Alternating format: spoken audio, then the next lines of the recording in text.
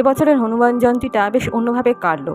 যেমনভাবে নিয়মনিষ্ঠাভাবে উপোস করে পুজো দেওয়ার মতো সেরকম কিন্তু দিইনি, কিন্তু তা হলেও বেশ ভালো মতন কাটলো। তার কারণও আছে।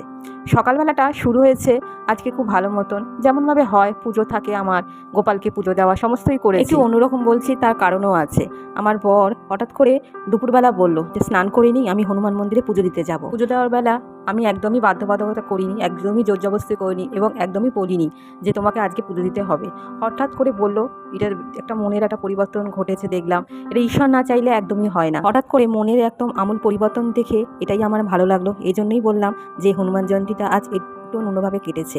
তারপরে সন্ধ্যেবেলা আমি আর সুমনা ধূপ আর মোমবাতি দেওয়ার জন্য মন্দিরের দিকে গেলাম।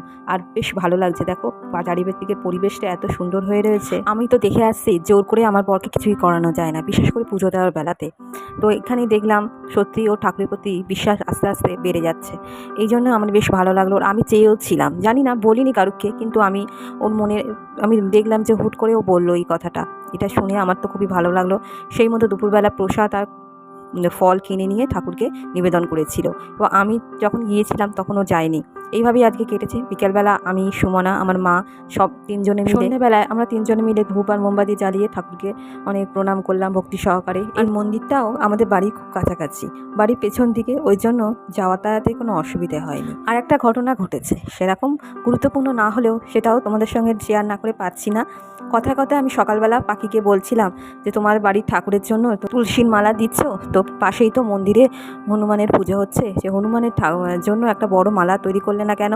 তো এইটাই আমি এটা মজার ছলেই বলেছিলাম। ও ও সেটা সত্যি ওর মনে খটকা লাগলো।